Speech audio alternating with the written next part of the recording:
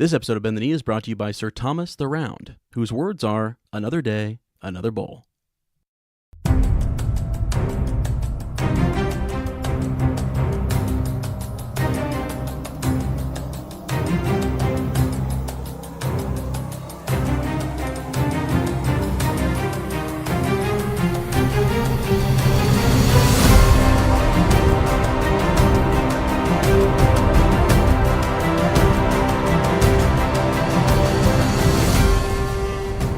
Hello and welcome to Bend the Knee, a Song of Ice and Fire podcast. I am Sir Matt, the Bud Knight.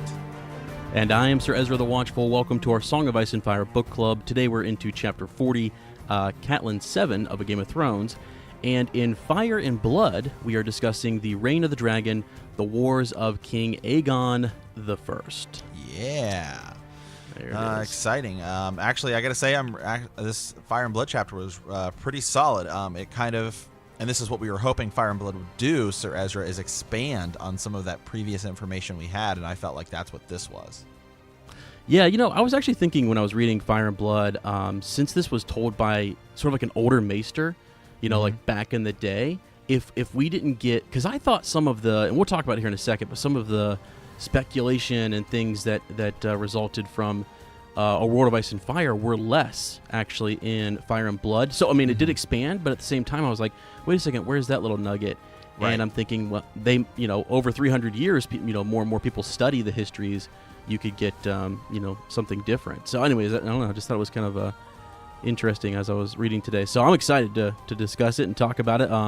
We got a lot of folks in the group who are excited and ready to discuss too. So yeah, and I want to say thank you for all the people who even had a lot more people join the group, a lot more people like the Facebook page, follow us on Instagram, Twitter, all the social media platforms. So we just want to say thank you to all those people. So all right, Sir Ezra, should we go ahead and head on over to Small Council? You know, talk about some of the updates, some of the things, some of the news. But first, Sir Ezra, how are we doing today? Well, we're doing pretty well. I mean, I'm actually again just more and more. I don't know, man. I think for a couple months there, I was coming out of like this funk, you know, and I'm like motivated. You know, we got a new year coming up. We have Fire and Blood now, so I'm just like immersed in all these different fandoms, having so much fun. I was actually super motivated, by the way. So Lord Hunter always pumps me up just because of his interactions with us. Lord Adam Parker does as well. But Jason Ross has recently, Sir Jason has. Surprised me, man. I get on Instagram and I follow you guys back on Instagram and on Twitter. That's at Womprat_2M. And man, I'm motivated. You know, there's Gain City out there, man. Everybody's just getting after it. So I don't know. Super motivated. How about you, man? How's it going? Hey, man, things are good. You know, I'm working on my kind of office a little bit, getting some new equipment and getting a new keyboard, you know, with LED lights and all that weird stuff. So I can match my computer, which is of course black and red. You know, and that way I can have a black and red keyboard and black and red mouse, and you know, just something about that black and red. I don't know what it is, but I just like it. But you like it, yeah. Yeah, I just like it. So, yeah, man, things are good on my end. We got some shout outs to do here. So Ezra, you know them a little bit more, but I just went and met them, and that is, I hope we're pronouncing it correct. Is it Weird or Word? Weird. Weird. It is Weird Leather and Mead, right? Yeah, Weird Leather and Mead. Travis, let me see here. Is it Travis Sigler, I think? Sigler, I believe, yeah. Yeah, so he's actually...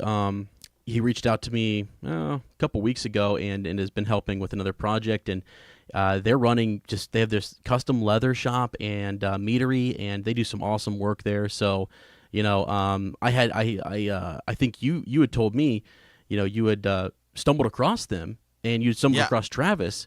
And you looked up his meadery. Yeah, yesterday. And so the funny thing is, so for one of Ezra's other project, they're doing these leather coasters. And I kind of asked them today, hey, is that something, you know, I don't want to. I spoke with his girlfriend who was there running the store, so I don't want to, you know, put him on the spot saying this is going to happen. But I think possibly we could maybe do something like that as well. Do some like leather coasters, and then you know, through them. and then people they do good work, really good work. People can, if people are interested. But they also have a Kickstarter. They're trying to get their meadery kind of open. It looks super cool. I saw some pictures on Instagram. But small world. The crazy thing about it is, I knew that you were working with them, and like I saw, just a couple weeks ago, and so I was scrolling through my Facebook, and you know how you get the suggested friends thing, right? Yeah. And so I'm like scrolling through, and I'm like, oh, cool. And then I saw this person, and they're wearing like it's cosplay, but it's like a Stark. It's clearly like a Jon Snow and Daenerys thing, and I was like, oh, cool. And so I just clicked on it to see what it was, and then it said like friends with Ezra and our buddy Lane, and I was like, so he must follow that podcast, and so then I was like, oh, he's the person who's doing the coasters, and then I'm like, oh, he lives in Portland, Oregon, and then I'm like, oh, their shop is in Milwaukee, Oregon, and then I'm like, oh, it's like 5 minutes from my house, so so I was like, oh, world, crazy. So I went and stopped in today, and checked it out, and they have some other stuff. I think they do Etsy. So they have an online kind of Etsy thing they do. It's all leather work. It's pretty cool. They have like Stark coasters and stuff like that for Game of Thrones stuff, and they do like prints. They had like a Gandalf, like somebody did the artwork. It looks actually kind of like the artwork in Fire and Blood. It's really good.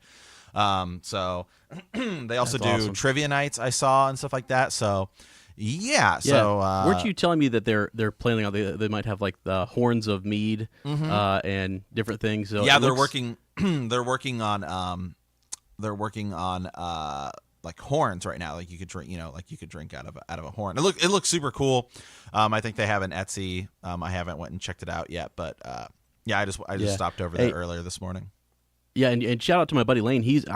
So Sir Matt called me about this last night, and I was like, I honestly, Lane is the one who's been working with these guys, and so it really was kind of a small world type of thing, that the way, Sir Matt kind of came across, because I didn't really know much about them until our last recording on that project. So, and I want to mention too, if you're wondering where to go find these guys, it is weirdleatherandmead.com, but weird is spelled WYRD. So that's weirdleatherandmead.com. We checked it out. They have a Kickstarter. They reached their goal. They've done two. They did one to like open their store, and then they did another one to get this meadery. So they're just selling it. It's not going to be like a bar, because that's an entire, for like a business, it's like an entire another thing. So and so I was kind of asking about it, and I guess they're saying like, well, honey is like the most expensive thing, right? So you gotta buy honey to make mead. Wow. I don't know. I've never really drank mead. I'm sure Lord James Hunter has.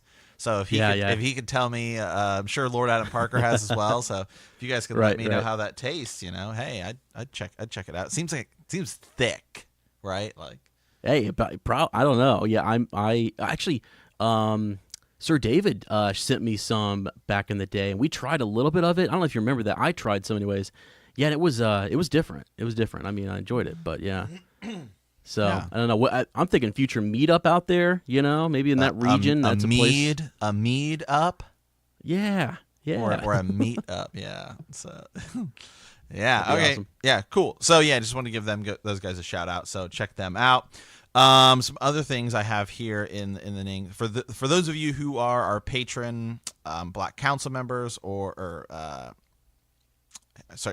Hedge Knight or Bannerman, Night's Watch, any of those tiers, or what the t-shirt tiers. We're gonna send out a form to get that going.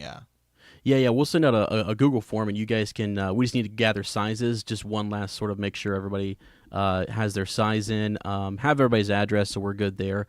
If you could just go in. So this actually, let's see, we were always record the day before. So that should be up for you guys to go click on the form. You'll get a little message in your inbox with a link to the form.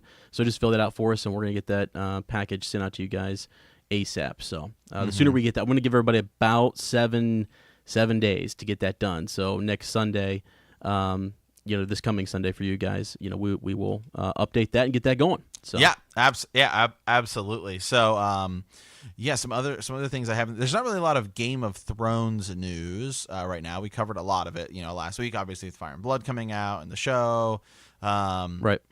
But one thing I saw, and this has nothing to do with Game of Thrones here, maybe, but I just or does it? It does it, yeah. And just really quickly, because I just saw this thing, the cow, that like 6 foot tall cow. I don't know, man. If you guys haven't seen this, just go on YouTube and type in 6 foot cow. It's crazy. So. Yeah, Sir Matt just sent it to me, and I was like, that can't be real. Someone's gonna be dressed up in that thing. That can't be real. Yeah. All right. Yeah. Just having some fun there with that. So, it is December, so we're probably gonna do another trivia giveaway type of a thing. I'm thinking maybe another Funko Pop or Fire and Blood this month. So, I think we're going to do another one of those. And Raven's Nest we have coming soon. So Ezra and I are still working on some of the kinks. We'll post in the Facebook group for those of you who are, and obviously we can post on Patreon for those of you guys who are in the Discord server. So jump in live. Yeah, and if you guys want to send us some topics, that'd be great too. We have a couple Ravens and theories that we are definitely going to read and talk about. But if you guys want just some topics, because we can post a topic in the Facebook group and then possibly generate some more conversation, around a topic you guys are interested in. But, Sir Matt just brought up a great one to me last night. We're getting back into our green dreams. And so I'm not going to spoil that, but we have some special stuff where we might just drop something randomly, that being something that we're dwelling on and what have you. So that is exciting, and I kind of cannot wait. Oh, and just real quickly, I want to remind everybody, so like the trivia format has changed, correct, Sir Matt? It's like once a month we're going to do something like this? Yeah, I mean, you never know. I may drop the regular trivia every now and then. But yeah, right now I'm just kind of doing a once a month trivia thing, yeah. I like it. I just wanted to kind of let everybody know. So, okay, cool beans. Well, all right, I think it's is it time? Is it time to head over? Let's jump in.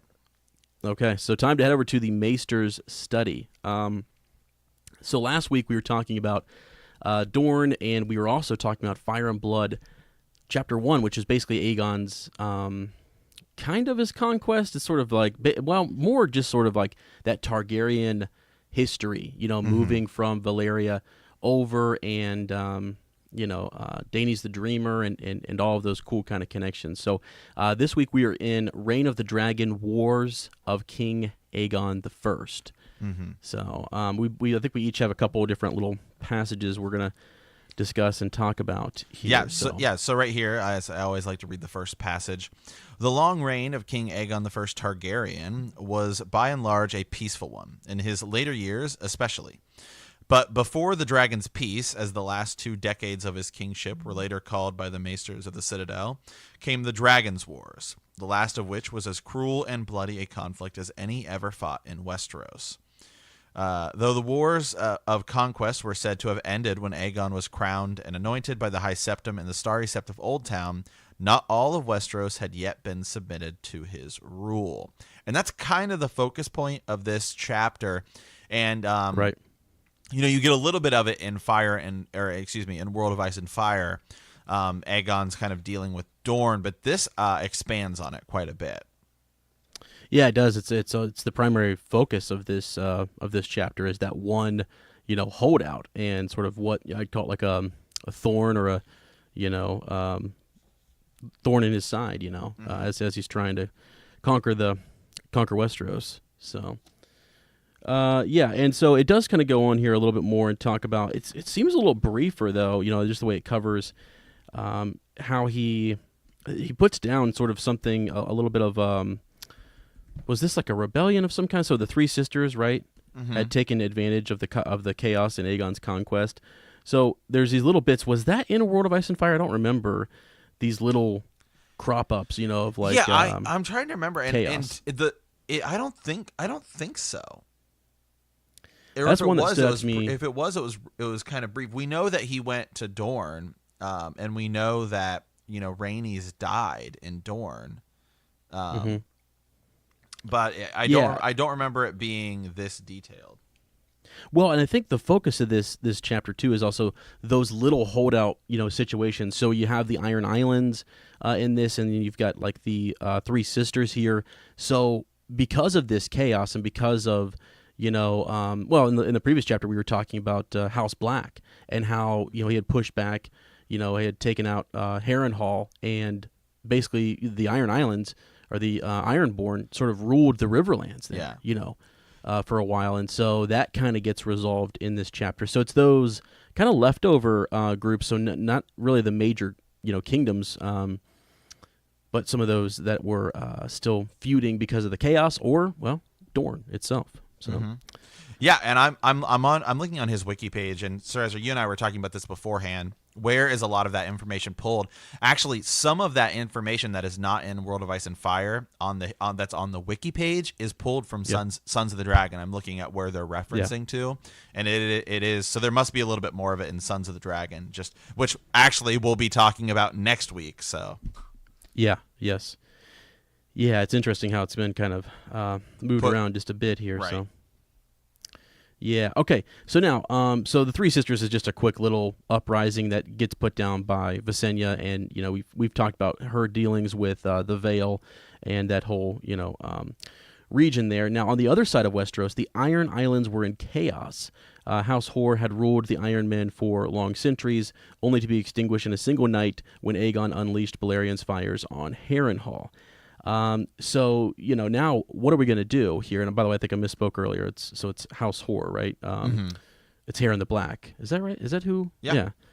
Okay. And so he takes out, he destroys the Black Line, doesn't he? Harren's grandsires. He declares himself so he takes out all of Harren's, sons, but it looks like, there was a younger sister, who had a son who declares himself the rightful heir. So he's kind of, causing some issues and different things. And when you go back to the Iron Islands there on Old Wick, they're trying, I think, what does it say here?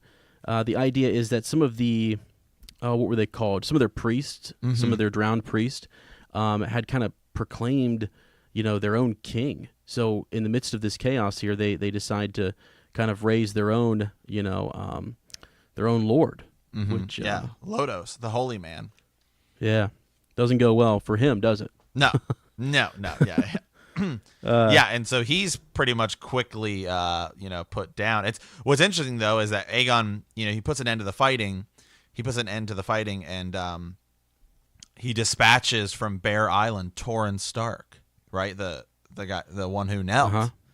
Yeah, exactly. Yeah. So they're getting, also what was kind of neat too is the, you can see the power too. I don't know what the Iron Islands were thinking, because he's got the Lannister fleet. He's got ships from Bear Island. He's got so many people surrounding the Iron Islands, and he's bringing his dragon in there. So they quickly kind of are what's funny is, the priest king Lodos kind of tries to, what's he do? Try to raise the Kraken? Doesn't he try to raise the? It doesn't work, No. And so he decides to go seek counsel with his father in the sea. So he loads up a couple rocks in his pockets and it goes and drowns. Now this is what I thought was interesting, is we talked about, and I don't know, maybe this was in one of the novellas or whatever, but it's not in Fire and Blood. It says that many of those men that went with this priest drowned, right? So they drowned, and their bodies washed up on the shores for weeks, months, or whatever, bloated and what have you. I believe we've said this before, and it's on the wiki, that his body is never found. But in here, they skim right past that. Right. So what that made me think is if World of Ice and Fire is dated, if it's a more recent telling, if this is, we're looking at old manuscripts here, perhaps over time, the legend grew that, people start looking into it. Well, whatever happened to him? Did we ever find his body? Right. And we don't, so I just kind of thought that was a little bit interesting. Although they're both really, I keep saying that they're this is an older history, but really it's not that. It's the difference of a few, it's still, there's Gildane, right? Is still, so I don't know. I just kind of wondered if it's a different version. It's a different telling. So I'm kind of wondering where those little tiny nuggets are, Right. So, okay. Yeah. So then it goes into the first Dornish War, right? And so this is 4 AC. So this is only 4 years after after the conquest, right? And Rhaenys returns to Dorne, and as we know from World of Ice and Fire, It says the start of the First Dornish War is generally fixed at 4 AC, when Rhaenys Targaryen returned to Dorne. This time she came with fire and blood, just as she had threatened. Riding Meraxes, the queen descended out of a clear blue sky and set the planky town ablaze, the fires leaping from boat to boat until the whole mouth of the green blood was choked with burning phloem, and the pillar of smoke could be seen as far away as Sunspear. So she's coming down, and we're taking Dorne is the idea. And then you have Orys Baratheon, who's leading 1,000 picked knights up the Boneway, whilst Aegon himself marched through the Prince's Pass at the head of an army 30,000 strong, led by nearly 2,000 mounted knight and 300 lords and bannermen. Lord Harlan Tyrell, the Warden of the South, was heard to say that they had more than enough power to smash any Dornish army that threatened to stand before them, even without Aegon and Balerion. Yeah. Yeah. And so, even right before that, too, the whole bit, like when he goes to Old Town, he's crowned. He's crowned, and Dorne has not yet submitted. There was no one there, so he just kind of said, all right, well, we win, this is ours. And then it's like, yeah, as you said, 2 years later, Rhaenys is back because, they show up and there's, it's unsettled. It also, Aegon doesn't like to lose, and it's mentioned a couple times that he is someone who, he was a conqueror. He wanted to conquer the whole thing. He had set out to do that, and he had sent the ravens, to kind of say that he would be king over all of that. And so he doesn't give up. And real quick, I wanted to make just a quick little funny connection here. Flotsam is the like shipwreck, and it's kind of like discarded things or whatever. And it's a connection back to one of Tolkien's chapters, Flotsam and Jetsam, which I thought was kind of cool. So just a quick little. It's a word choice. You could use Flotsam for whatever, but I thought it was kind of funny that he chose to put that word in there. Oh, okay, yeah. When I just read it, I was like, I don't know what that is. Only reason I know, I wouldn't know it unless I just came across the chapter. Ironically, we had just finished that last week, so in Lord of the Rings stuff. So, anyways, pretty kind of cool. Now they struggle though, don't they? With the Dornish here. It's not. And by struggle, I mean there's not a lot of resistance in the traditional form, and we talked about this back in the day when we covered A World of Ice and Fire. But they, as they show up, really the people are kind of fleeing, and wells are being poisoned. Right? Yeah. And that goes back to, if you want to talk about, Gur often uses European history, right? English history. Go back and look at Vlad Dracul, Vlad the Impaler, when he was, the Ottoman Empire is coming, in to take over Walchuria, Transylvania, all that kind of Romania, right? Yeah. And he can't stand up to him, so that's what they do, is they, destroy towns and stuff like that. It's like, well, if you're going to conquer us, you're not going to get anything. So, that kind of mentality. Hey, and that's a smart thing to do. So that's what Dorne does. They poison all the wells, and when you're marching all of these men all the way through the desert, you're going to get, in this chapter, I like when it says they get thirstier and thirstier, and so it's kind of like if you're in a boat in the ocean, sooner or later that salt water starts to look pretty good. Yeah, exactly. Yeah, and you just try to, exactly. Are you going to risk the poison maybe just to quench your thirst? Is what I wonder. It says they lost almost all their horses, so Orys Baratheon really has kind of the hardest time. His men are destroyed, and he's captured. So we talked about him, last week. He was the answer to our trivia question, and cool guy. He's pretty laid back, and he's good friend. Supposed half brother, bastard brother. Yeah. We kind of forget that. It's like that's a whole mystery in and of itself, is that he is possibly somewhat related to all these Targaryens that we're talking about here, the three heads of the dragon. So, but he is spared, and a dozen of his other lords are thought worth the ransom. So they're kept by, is it Will of Will? Yeah, Will of Will, the savage mountain lord, called the Widow Lover. Yeah. So this guy's kind of a pretty messed up type of guy. So Okay, so Will of Wills is this like savage mountain lord called the Widow Lover, and I just kind of thought that was a pretty terrible name Right. to have. He's kind of and he's not a good dude. He's the one who kind of cuts off all of the. Well, eventually, I'm kind of skipping ahead here, but he cuts off Ors Baratheon's hand and sends him back without his sword hand. So there's that. I was wondering if there was a connection between him and the guy who takes Jaime Lannister's hand. Right. I just kind of wondered, but I don't think so. So anyways, those guys were sellswords and so anyways. But yeah, so King Aegon though is just having some trouble. He had more success than Ors did, but Dorne's really not playing their game. They're using, as we've said, that different a different approach, a different tactic. So right, yeah, and so they're burning stuff down, and a lot of them go into hiding. It talks about and I was trying to see if this is the same in World of Ice and Fire. I pulled up the Dragons Against Dorne, which is at the end of the Dorne chapter.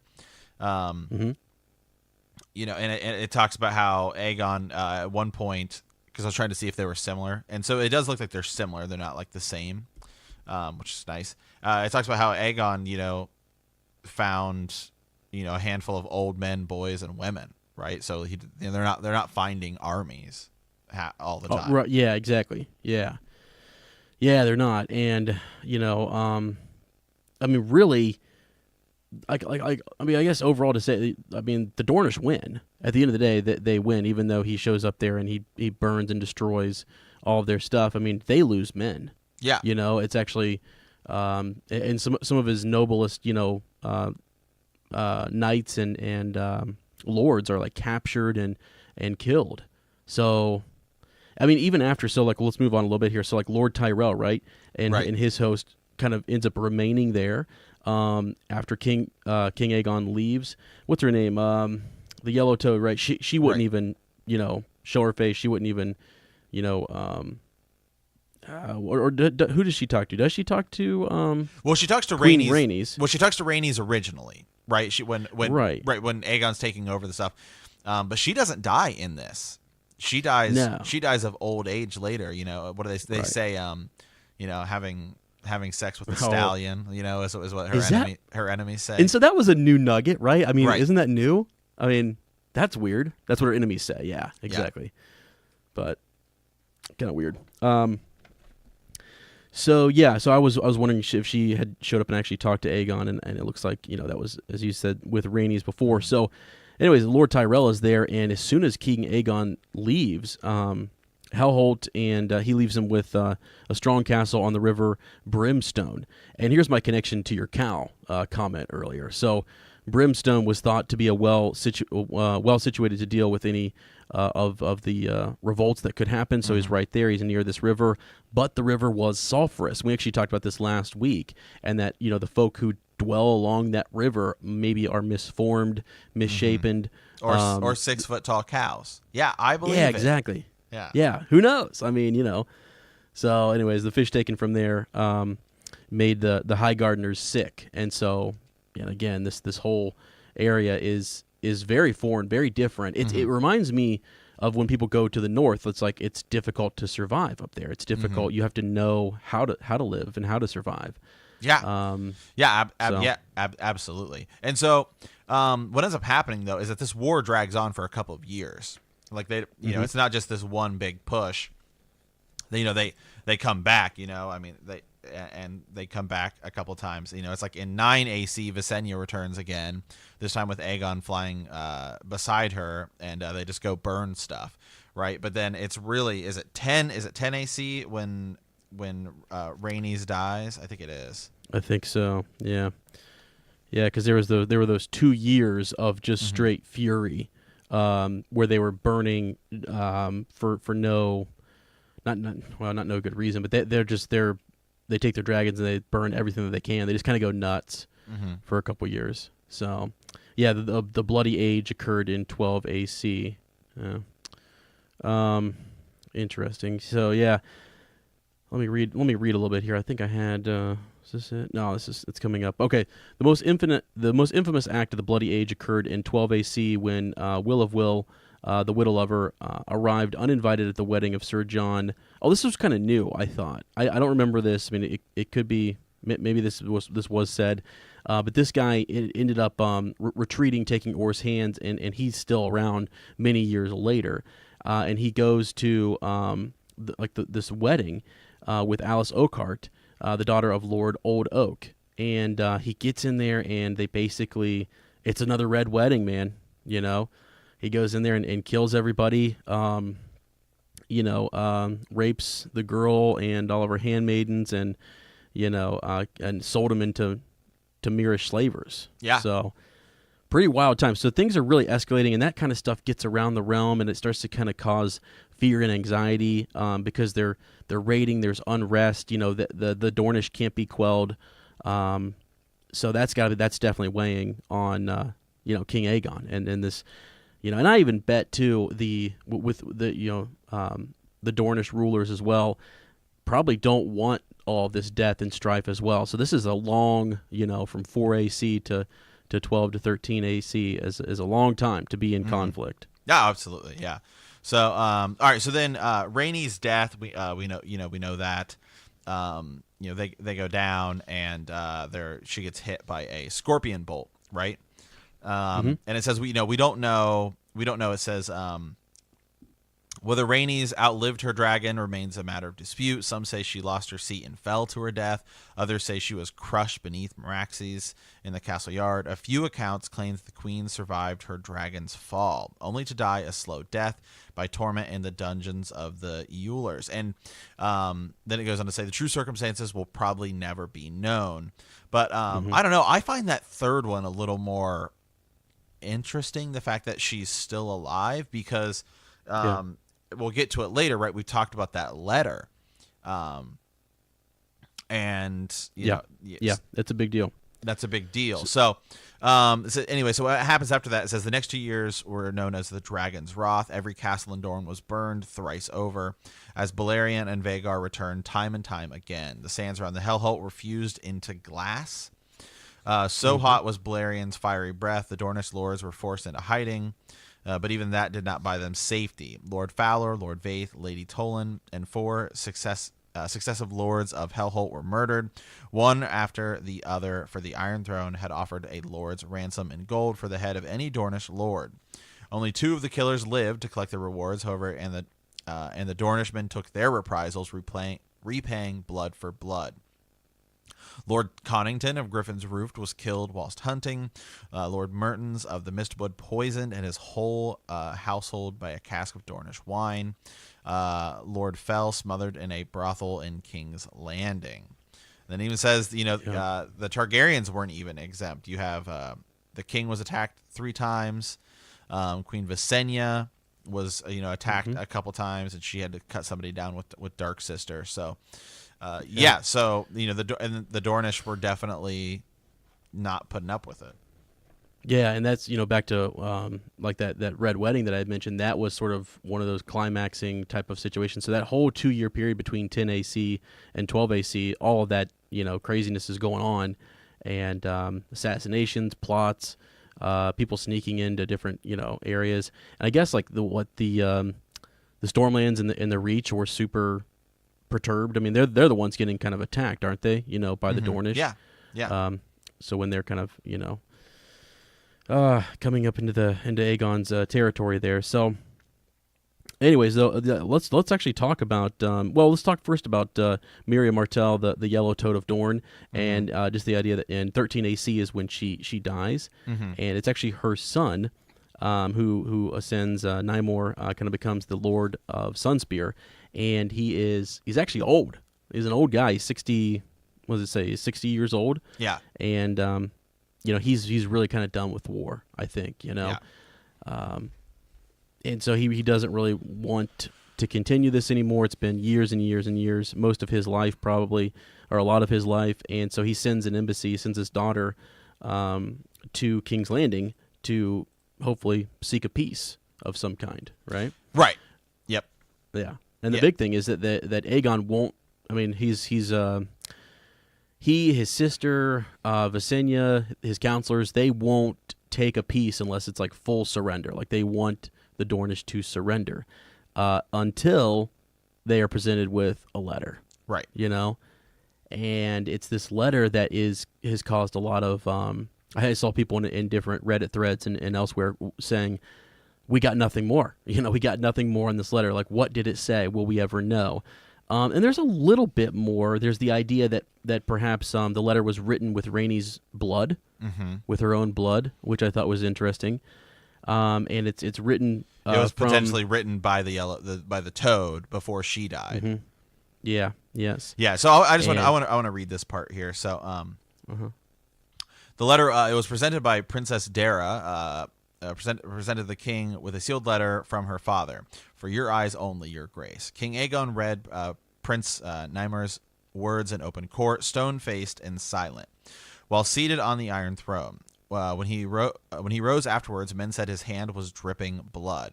He burned the letter and never spoke of it again. But that night he mounted Balerion and flew off across the waters of Blackwater Bay to Dragonstone upon its smoking mountain. When he returned the next morning, Aegon Targaryen agreed to the terms proposed by Nymor. Soon thereafter, he signed a treaty of eternal peace with Dorne.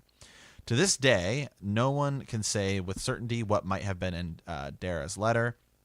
Some claim it was a simple plea from one father to another, heartfelt words that touched King Aegon's heart. Others insist it was a list of all those lords and noble knights who had lost their lives during the war. Certain septums even went so far to say that it was written by the Yellow Toad before her death, using a vial of Queen Rhaenys' own blood for ink, so that the king would be helpless to resist its malign magic. Mm-hmm. Yeah. So I had a couple thoughts on that, if that's okay. Just to right. Yeah. Go ahead. Like different things. We'll get to the next. Someone years later, it says they talk about what they thought it might be. But before we get to that point, I actually thought if there is some magic or some power in that, maybe that's true. Blood magic, something was done. There's blood on his hand, perhaps. Right. You know, the letter. I don't know how he could have blood on his hand if it was it just how would the letter not be dry, seeping with? Right. Yeah, exactly. So I'm kind of wondering about that, if he was cut in some way. No, I've always viewed that as he's sitting on, or is he standing reading it? I don't know, but I know what you're going to say is if he's on the Iron Throne, right? We know that the Iron Throne can poke you and cut you. Is right. That he would grip it so hard because he's so angry reading it. Yeah, and so several things to me is that like he's either describing what they did to his sister. Yeah, because it doesn't say. It just says King Aegon read the words in open court. It doesn't say if he was standing or not. Yeah, no, and he didn't read them aloud either. He read them. It was just to himself. Mm-hmm. Yeah. Right? So no one else there even knows. It's literally just him. But his hand is bleeding. So as you said, it's either gripping the Iron Throne. I wondered if there was. This is going to sound totally crazy, but if there was, because a woman delivers it, you know, and they always talk about poison being associated with Dorne, and there being some, you know, poison is a women's, you know, weapon type of thing. If he wasn't somehow, when he opened that letter, if there wasn't something, I almost want to say like anthrax, you know, like if there wasn't something in it that there was a poison, because he instantly after he burns the letter flies to Dragonstone. Mm-hmm. You know, he flies to Dragonstone for some reason. And we don't know why. We have no idea why he flew there. Were there instructions? Was he poisoned? Did he have to agree to this? Was there a cure if he agreed to their terms? Or is it just sort of like more threats? And right. Maybe he knew a way in which he could kill the dragons, as we said, or he knew a way. And let's go on to the next part. Grand Maester Clegg had said that when he showed up, he concluded many years later that he thought that the Dornish had written in the letter that their intent to go get a faceless man to assassinate his son, Rhaenys' son. Mm-hmm. And I thought, boy, that's something, isn't it? You know, that they would go that far to kind of kill his descendants. Yeah, no, absolutely, yeah. So, and that is pretty much, that chapter. That's pretty much it. He agrees to peace, and that ended the First Dornish War from 4 to 13 AC. So, yeah, and next week we'll be doing for Fire and Blood 3 heads. 3 heads of the dragon. Governance under King Aegon the First. So this is kind of cool. When we get to it next week, you get a little more of like what his governing style was, what was some of the things he wanted to do, and then again, this adds some of that day-to-day life kind of stuff to World of Ice and Fire, which we all love a lot. So, yeah, absolutely. All right, cool beans. Did you have any thoughts on that on the letter? Any other additional like speculation? Yeah, I mean, my kind of theory is that they had her as a captive. Right? Yeah. And that it's like, if you don't agree to peace, we're just going to kill her. And so at least... Or we're going to continue to torture her. Maybe yeah, we will kill her if you don't, yeah. But I mean, you're never going to be able to see her again either way. Yes, I don't know. Because I don't know what they would have done with her unless, they forced her to have kids or something, and then you could argue that they have a claim to the throne. I don't know. That's what I actually thought that. I didn't know if I'd be crazy in saying that, like, perhaps if they did keep her and they had Targaryen children, some secret, Dornish Targaryen line going on. Who knows? Wouldn't be the first secret Targaryen, line that we have in the World of Ice and Fire. So, yeah, exactly. So, anyways, okay. Well, let's you guys let us know what you think. Hit us up on the Facebook group, and what do you think was in the letter, and how do you think it affected Aegon? Why did he have to go to Dragonstone? That's my big question: is why did he have to go there? And then he comes right back the next day and says, "All right, cool." So absolutely fascinating stuff. And we have a good Raven too. Sir Gibbs made some really good comments this week about the idea that Gur gives us a lot of this. Gives us some answers, but then leaves a lot of mystery, makes us question the sources and stuff. So we'll talk about that at the end. But I wanted to mention it right there because it was a good example, good place where that happens. Okay, so we're on to Catelyn 7. Is that right? Yeah. Catelyn 7 here. Last week we were in Eddard 10. That was where Ned had dreamt of the showdown at the Tower of Joy. When he awoke, he found a angry King Robert. He's angry about the abduction of Tyrion Lannister, demanding that Ned make peace with the Lannisters. Robert reinstates Ned as Hand of the King and declares that Ned must sit the Iron Throne because he is going hunting.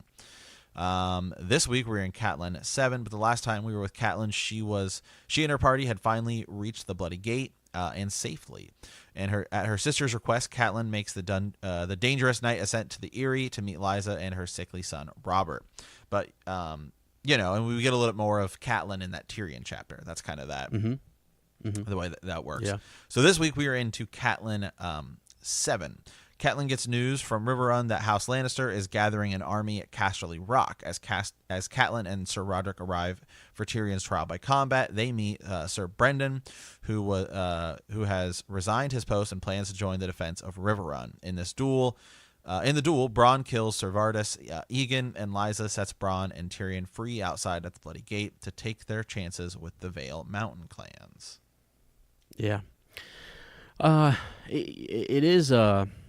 This chapter, I was surprised when I went back and reread it and actually really looked at it. There was more in it than I thought, and it made me think about different regions and sort of the politics of Westeros in a way that I hadn't actually before. So I want to talk about that when we those parts come up. But so Catelyn, at the start of this chapter, is she awakes, and she wasn't awoken in time for this letter that does come from Riverrun, and she feels like she should have been. So there's a lot of tension between Catelyn and Lysa, these two sisters, and you wouldn't think that. You would think that they'd be, on the same side here. I almost wonder, if Catelyn, sometimes you're the older sibling and you don't realize that your younger sibling has always been jealous of the things that you had, right? And that kind of stuff. It seems like that was Lysa. She was jealous of what Cat had, that she was the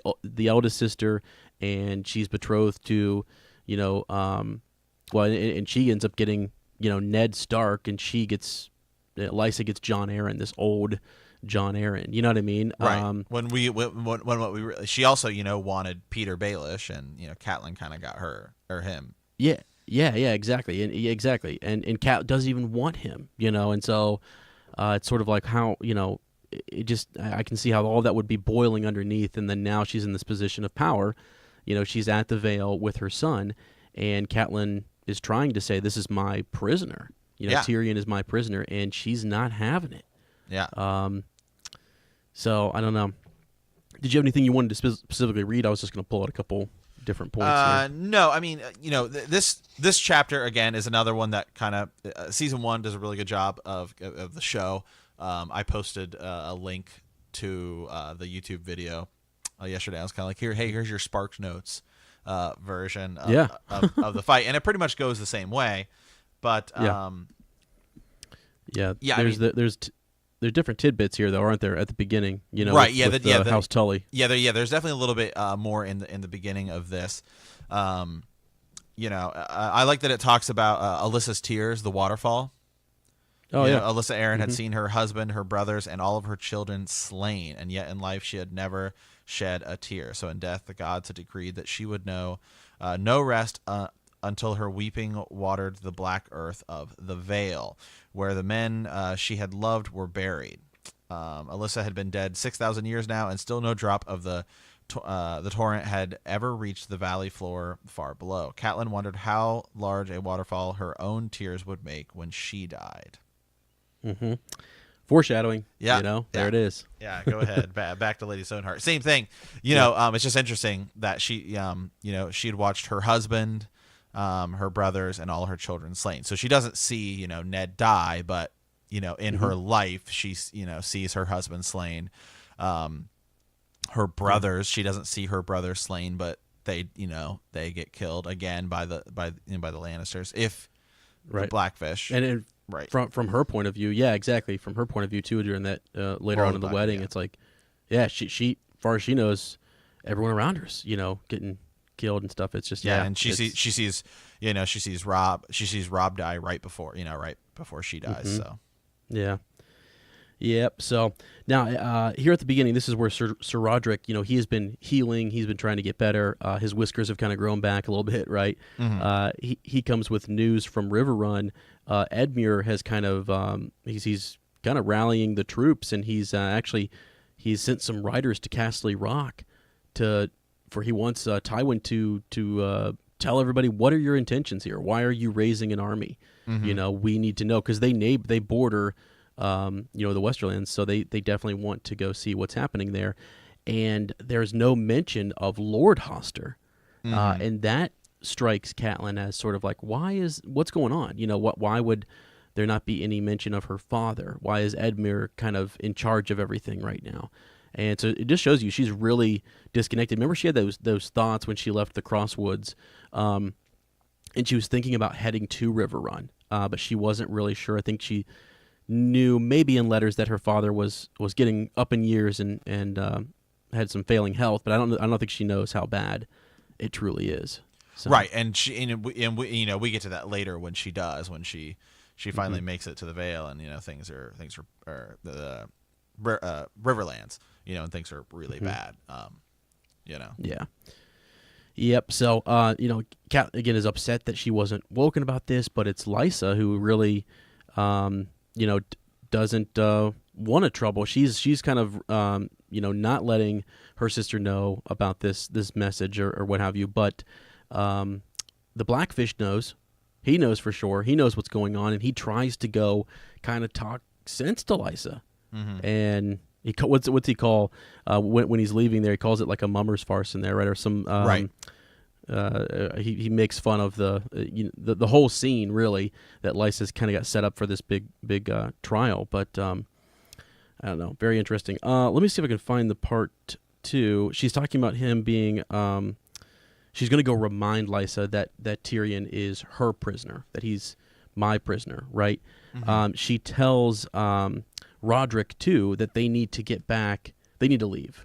Essentially, right. They need to, if they can get Tyrion. That'd be great. They can get on a ship again, and they can head north back to Winterfell where she belongs.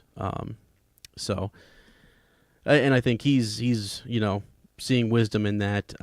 And they talk about the nature of Lysa and how as you'd said, she used to be this shy girl, that back at River Run, and she now is, what are all the words they said? She's turned proud, fearful, cruel, dreamy, reckless, timid, stubborn, vain, and above all, inconstant.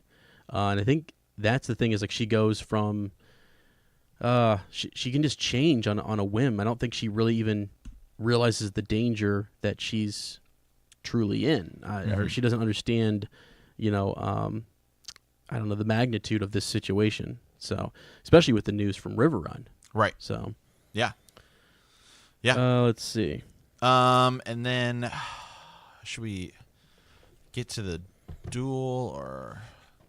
Well, yeah, I was trying to find it here really quick. That right before we get to that, there was a bit here where her uncle decides that he's going to go back to River Run. Right. He's actually going to cross. Yeah, Brendan. Yeah, the Blackfish. Yeah. And he's going to cross the Veil of the Mountains. He basically says you can find somebody else to guard the Bloody Gate, and he's leaving his post, and Catelyn kind of convinces him to come with her. Don't waste your life. Don't throw your life away. You going alone through the mountain clans is not a good idea. So, and he takes a moment and he kind of agrees, and he says, as you say, it's a long way home, but I more like to get there. Basically, like I'd like to actually make it, and I may not make it with my current, plan here. So he says, I'll wait for you below. So he just takes off. He's done with all of this, and he's waiting for Catelyn to come down, and then they're gonna, make their journey back. And as I can't remember where it is at, but I'm just gonna go ahead and mention it now because I don't want to miss it. They talk a little bit about the poisoning of Jon Arryn. And I don't know if it was Roderick, or I don't know. I think it was Roderick who was basically kind of asking, and if you find it, Sir Matt, just let me know. But he was saying, do you believe that Tyrion actually killed Jon Arryn? Because Lysa says, he's my prisoner because he killed my husband and he left my son fatherless. And there's this whole conversation about it's Maester Coleman, actually, I think, who shows up and says that. Because she sees that the boy is undisciplined. She sees that John is very, what's his name? Robert? Yeah, right. Sorry, Robert is Aaron, very undisciplined, and she's kind of like, he needs to learn that. And Maester Coleman shows up and says, he was meant to be fostered on Dragonstone. That was the plan, is to be fostered on Dragonstone. And she's like, oh no, sir, you're wrong. He was after his death, the plan was to send him to the Lannisters to be fostered there. And Mr. Coleman's like, no. Actually, it was beforehand that Jon Arryn had this plan. He had this plan to send Robert, his son, away from his mother to Dragonstone. Right. And so it got me thinking. With that Stannis. Poison is. Well, it got me thinking about Stannis, and it got me thinking about poison and how obsessed this mother is with keeping her son nearby. Mm-hmm. And I almost wonder if she didn't have something to do with this this whole plan. Because remember, the knight that's in King's Landing who gets killed during the Hand's Tourney is one of his own, it was someone who was close to him. It was said that Jon Arryn was beloved. And I started thinking to myself, just my own little theory here, that perhaps Lysa isn't as innocent as we think in all of this. Because that conversation with the Maester made me think, because that was Catelyn tries to correct him, right? And she says, no, he was meant to go with the Lannisters. And he's like, no, it was, well before that, Jon Arryn was trying to convince, he had plans to send him to Dragonstone. And you can see if Lysa didn't agree with that, she might have found a way to kind of, cast blame on the Lannisters and also assassinate her own husband. So I went ahead and say it. So if somebody disagrees, let me know. But I kind of think it was. What's up? Well, doesn't Littlefinger persuade? Doesn't she? That's how Jon Arryn dies, right? She's the one who kills him. Is it? So I thought it was. Does he actually say that later on? In the text? No. Yeah, I mean, like that she's the one who poisons him. That's what I thought. Littlefinger. Okay. This is from the wiki. Littlefinger had persuaded Lysa to poison Jon's wine with tears of bliss, suggesting that to her that this would both remove the obstacle to their marriage and prevent Jon from sending him. Lysa did as she was bidden. That's what I thought. Yeah. I was just remembering. I was like, I'm pretty sure that those Littlefinger convinced her to do it. And then I'm gonna have to go back and look, but I'm sure the scene where where Littlefinger goes to the Vale in the show, right? And he's with Lysa before he kills her. Doesn't she say something about that? Oh, on the show, I don't remember. And see, I didn't even remember that part where she had where they had confessed that Littlefinger. So I honestly did not remember that at all. Yeah. That there was a part where, she kind of owned up to killing her own husband. That's fantastic because here it is. There's the groundwork for it right there. And that's the idea that they would send her son away and she gets out of that marriage. Yeah. So yeah, that's awesome. I mean, but it's such a subtlety. You know what I mean? It's such a subtle reference here, and then all of this. I mean, look at that. Like the letter that was sent from Lysa, to put this on the Lannisters, right? And then I wonder too. So now, Sir Matt, you'll probably remember because you've been reading more of the later books than I have. Right. Yeah, hold on, right here. I'm close. I'm pulling up on YouTube the thing here. So in the show, right? Jon they have Sansa, right? You have Littlefinger, you have Lysa Arryn and Sansa, and they're in like the main room, right, with the moon door, and she's like attacking. Lysa Arryn's attacking Sansa because she thinks that Sansa wants to get with Baelish because she knows Baelish loves Sansa, and she says, she's like, you'd love her daughter, before you'd love me. She's just like her brothers. You'll never know her love. She's like, I lied for you. I killed for you. Why did you bring her here? Why? She's like, send her away.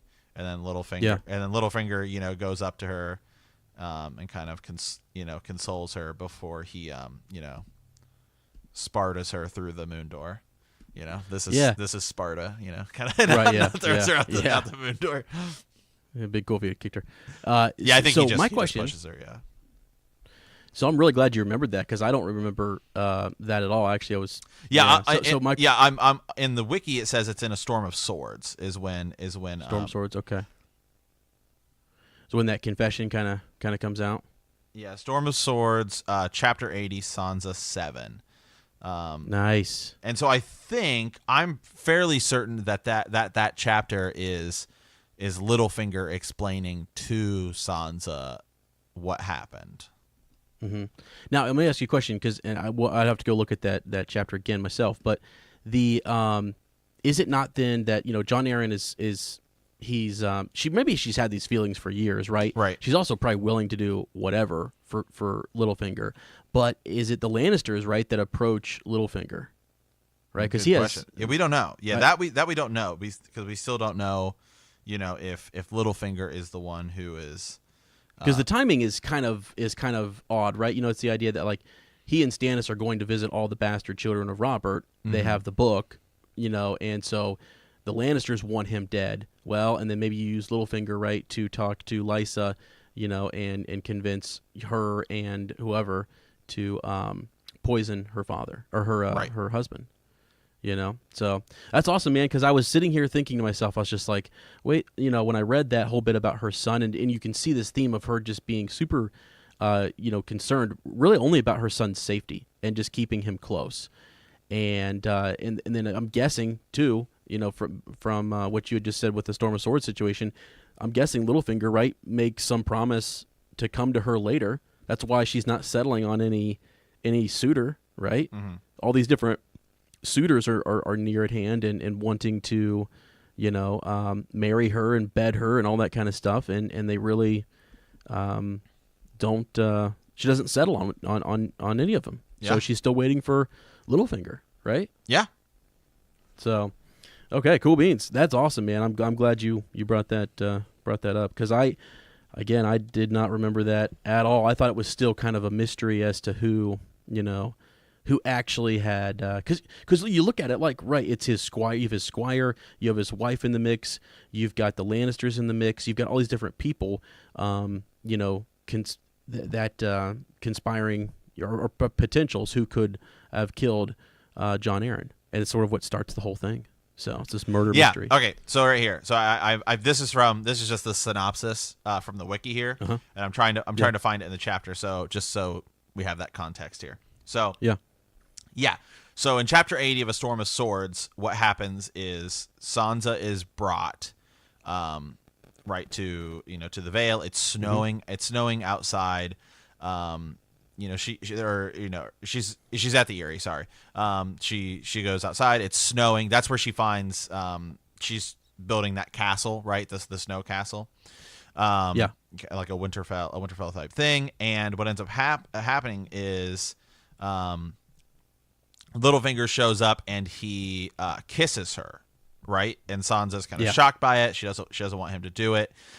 She makes him stop, and then a younger Robert Arryn kind of approaches and interrupts them. He that's when he kind of destroys the snow castle.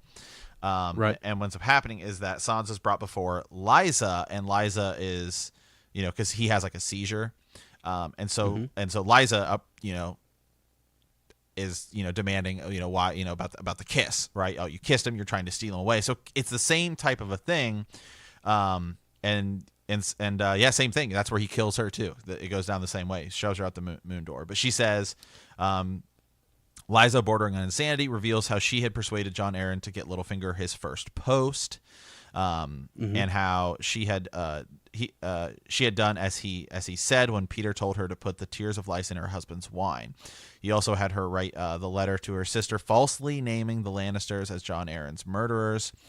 Peter promises never to leave her side again, and as she falls into his arms, he tells her he has only ever loved one woman, Cat, and then he shoves her out the moon door.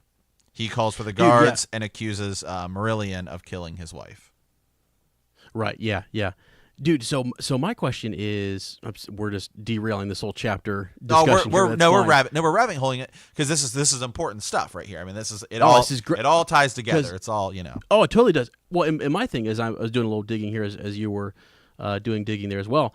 It 100% is Lysa. I totally forgot this, but because I don't even remember that in the series, the HBO series. I don't even had brought that up. So my question is then, does she falsely name? So she falsely names the Lannisters. Is she instructed to name the Lannisters, or did she just do that on her own? My guess is that he also had her write the letter to her sister, falsely naming the Lannisters, so that he knew. He knew. Yeah. Okay. Well, then that makes me wonder. So it's just Littlefinger. He knows. He knows that. What does he know? It's literally raised about and I'm sorry, it's just such a vast. I'm thinking now. Oh gosh, so many things are running through my head now about Littlefinger and his intentions, his motivations. Who's he working with? Who's he working for? Is he working for himself? What's the whole end game there? So, is it just coincidence? All that kind of stuff. So. Anyways, I don't know, man. I'm literally blown. I did not remember any of that. So thanks for bringing that up. Hey, no problem. Okay, so that answer. Well, can I make the case then too that like part of again, Littlefinger's persuasion. I'm just thinking it would be easier to persuade her if she thought that her husband was trying to, Well, yeah, it says right here. Yeah, it's in the wiki as well, that prevent Jon from sending Robert Arryn to Stannis Baratheon at Dragonstone. And I wonder too, is he also preparing to send Robert Arryn to Dragonstone because he's about to make, a big, revelation to the king, and so he and Stannis have been kind of talking, and perhaps he was ready to kind of present some of this stuff to King Robert, and so he's going to send his heir, his son, away where he's protected. You know what I mean? Right. That would kind of make some sense too. So. Right. Wow, this is awesome. This is a better chapter than I thought it was going to be. For me, anyways, personally. Yeah. Okay. What else we got? So I think we can move on now then to the duel. Ser Vardis. Yeah. Yeah. So so you have the duel, and it's in the show, this is all kind of one scene. So take that kind of last little bit of the Tyrion chapter and this, and kind of squeeze these together. But here, what ends up happening is that they say, hey, we're gonna do this thing. We already know that Bronn is going to be the champion, excuse me, and Ser Vardis comes out and he's wearing full armor, right? He's got a kite shield, which is like an enormous, your enormous kind of long shield that's kind of like in the bottom, it's like a triangle, so it's not like a flat thing. And Bronn is offered a shield, and he says no. He's just got a one-handed sword. Ser Vardis has like a double-edged sword, that Jon Arryn had used for ceremonial occasions. Right. She says she thinks it's pretty fitting that he would only avenge Lord Arryn with his own blade. But Catelyn notices, Ser Vardis is somewhat, he's not really comfortable with the sword, right? Yeah. Why would I mean that's again, that's some of the craziness in this, the pomp and circumstance of like what Lysa has going on here. This I forget the name of that the Blackfish called it, but this you might as well call it what it is. It's a shit show. It's a shenanigan. Yeah. It is. It's nuts. So yeah, he's using that sword that is awkward and doesn't really, he's not used to it. Right. So. Yeah, and so pretty much what ends up happening. So Catelyn then kind of remembers a fight, but I think we should just finish this fight and then come back to the fight she remembers.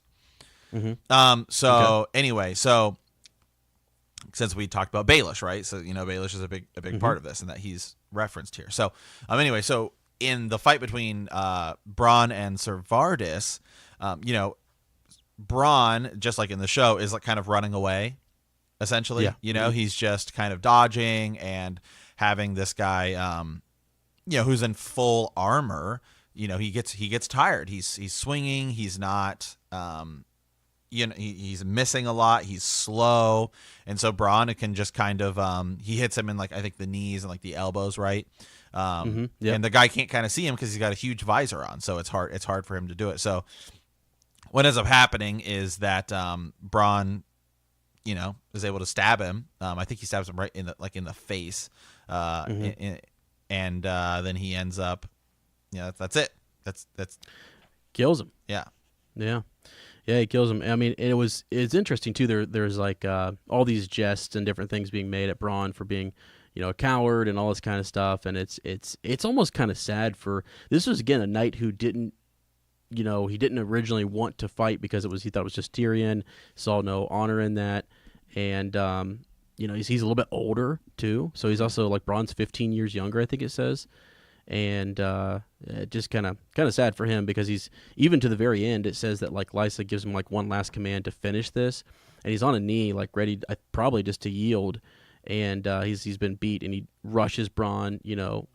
Tries to use his shield to pound him into that statue, and he's trying to follow Lysa's orders, but just can't handle it. Bronn's a boss. He knows what he's doing, and it's crazy too because Catelyn remembers, as you said, that fight between Baelish and Brendan Stark, right? But before we get to that, like she's seen a lot of men fight, and this Bronn guy, she said there's a reason why he survived, the Mountain Clan attacks, so because he's a boss. Yeah, so. And it's interesting. Bronn is a character that I think we talked about this a week or two ago. That when Gur was kind of like, I just kind of wrote this guy, and then he ended up living and living and living. Living. Yeah. This is it's a cool fight. It's actually kind of an underrated fight, I would argue. A lot of people, when you think about some of the best fights in the series, it's still a really cool fight. It's done well in the show. It's done well in the books. And Bronn, who's kind of a sellsword, beats this knight. He beats Ser Vardis, who's a knight. So yeah, it's pretty neat. It's also really well described too, like his armor, what he was wearing, what both of them are wearing. It's the build up for it's pretty huge. So, But yeah, back to the fight between Baelish, though, right? I mean, to put it simply, Catelyn kind of tries to persuade Brendan from, is that his name? I forget. That is Brandon. his name, right? Yeah, Brandon. Brandon Stark. Yeah. From killing Baelish, right? Mm-hmm. Yeah. So she doesn't want him killed completely, but he doesn't give up. You know, even when he's like beat back into like the waters, Mm-hmm. right? So, Yeah, and and he he gets that big slash. I mean, that's it's pretty much over before it begins, right? I mean, he slashes. He goes in that huge scar that he still carries to this day, right? Mm-hmm. Yeah. Yeah, and well, they thought it would kill him, right? Mm-hmm. And he actually is up with the maester. Her father forbids her from, going to see him, but I think Lysa does, right? So back to Lysa, and she does sneak up there, and that makes me. You remember he was kind of, I don't. What point did they hook up again? Lysa and Littlefinger, didn't they hook up? And he thought it was Cat. Well, yeah, well, we don't know. I don't know if that's ever confirmed. Right. But yeah, he tells everyone he hooked up with Kat, but but it may have actually been Lysa. Yeah, Lysa, and I'm thinking about this where she is remembering the fight that they had, that Brandon and Littlefinger had. The fight was almost over as soon as it began. Brandon was a man grown. He drove Littlefinger all the way across the Bailey and down the water stair, raining steel on him with every step until the boy was staggering and bleeding from a dozen wounds. Yield, he called more than once, but Peter would only shake his head and fight on grimly. When the river was, lapping at their ankles, Brandon finally ended it with a brutal backhand cut that cut Peter's rings and leather into the soft flesh below the ribs, so deep that Catelyn was certain that it was mortal. He looked at her as he fell and murmured, "Cat." And so what's interesting, what I'm thinking about the show though. So there is a scene that is in the show where Littlefinger is in the brothel with Roz, the whore who comes from the north. That's not in the books. And there's like that really odd scene where he's teaching her how to, make it look good with the other whore. Yeah. Sir Ezra's favorite scene. And I was gonna say odd scene or great scene. Okay. Anyway, and so he's explaining this event in that scene. Yeah. Because I'm rewatching the show right now, and I'm thinking, I was like, why is this in here? Well, it's because Catelyn doesn't explain this. So, I mean, it's also, to have that kind of a scene in there, but at the same time, that's a way for them to do it differently without her just remembering it, and but I don't know, just different approaches, I suppose. Yeah, absolutely. Okay, well, I think that at the end of this, we should talk just briefly. I think at the end, once Bronn has won, essentially Tyrion has won. He's won his freedom. Right. Mm-hmm. Robert still wants to see him fly, but Lysa has to kind of, she has to, obey, the promise. Or it was a neat part too, where the Septon was kind of holding his whatever that is, that crystal sphere up to, and they do the whole, bit about this is a legit trial, Tyrion's between these two men, and so, the gods have seen fit to proclaim him innocent, and so we have no choice but to free him. Yep. So. Yeah, and then she says, take my Lord Lannister out of my sight, and she says, pretty much good luck on the road, right? Yeah, on the high road. Yeah. Yeah. Now I will say in the show, as when Tyrion's walking out, he like flips his he does a little like kind of backhand toss of his gold to Mord, which is really cool. And it's not in here, but I just that little flair, right, that adds that kind of cockiness to Tyrion that I think we all love. So I imagine it's still happening. Yeah, so that's cool. So but now and so definitely treacherous, but there's a tough path ahead, so he'll have to figure out what to do on the high road. So okay, I think gosh, guys, we literally, at least for myself, kind kind of already provided a bunch of cool connections, ones that I had forgotten and was unaware of. So Yeah. that is awesome. See those chapters with Peter Baelish and Lysa.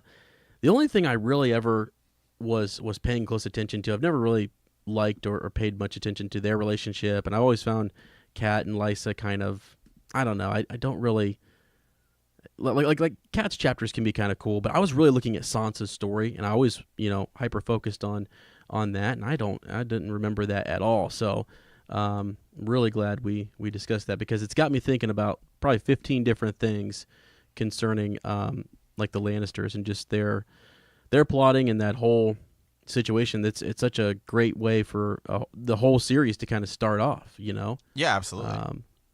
Just with the murder there, so many lies, so many falsehoods, so many bits of misdirection, and that kind of leads me into our Send a Raven here. So I think we had Sir Gibbs this week kind of send us something about Fire and Blood. He just sort of said, so just finished my listen through Fire and Blood. Holy crap, that was a very well written book. Took a couple keynotes away on my first listen through. Did anyone catch the 3 dragon egg reference? How could we not? 3 eggs were mentioned quite frequently for numerous chapters. I'm seriously leaning towards them being the 3 that Dany receives as a wedding present. They were already in part of the world for 200 plus years. I firmly believe that Gur finally answered that question for us loyal fans. Where did those dragon eggs come from? I am blown away by the ability that George has to give us all that information where we can solve the puzzle when it's strewn out on the table, yet he masterfully throws enough doubt where we cannot trust the sources. And again, that's one of the things I was struggling with this week. So there you go, yeah. Never have I read a book and questioned the events that take place in a story until A Song of Ice and Fire. So much controversy accompanied by so much lack of evidence or an explosion of too much evidence. If part 1 includes so much information, then we as fans have to deduce that the next installment will ride possibly to the end of Robert's rebellion, ? However, I seriously would love the ability to finish a Song of Ice and Fire series before he comes out with part 2 of Fire and Blood. Agreed. One last thing. Yeah, agreed here too, yeah. Who the hell is Mushroom, and why the hell do they keep this guy around for so long? Maybe he's a double agent, much as Littlefinger. So many answers with now twice as many new questions. So, yeah, I thought that was a good kind of fit in with our discussion of Fire and Blood and even the bit about John Aaron. He brings up some good thoughts here about the dragon eggs, and you have a theory I know that you're working on, Sir Matt, about some dragon eggs and different things, which we'll save. I don't want to spoil. And, so, yeah. And then Mushroom, the whole bit about Mushroom, we'll talk probably more about that and his sort of relationship.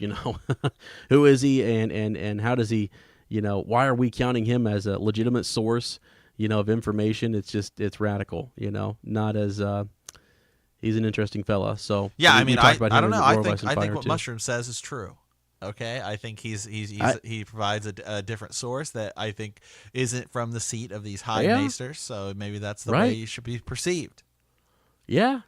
I mean, yeah, it's crazy. Like you sometimes have too many different explanations that you just don't even know. Well, who do I go with here? Like which one do I kind of settle on? So it's fantastic. Okay, and then we also got just James Hunter saying, talking about our last Black Council. Great show, guys. I don't know what it is about these smaller tales that really grabbed me. I really hope we get more. The Battle at the River was awesome. So this was between Longinch and Sir Duncan the Tall, Sir Lucas Longinch, and he fight right outside of Lady Weber's keep there. And he said the Battle at the River was awesome, but I would like... but what I like about it was that it's not over the top. There's no dragons or giants. Right. That show up at the last second. Just 2 knights that fight in a river. One dies, one drowns. Simple and straightforward.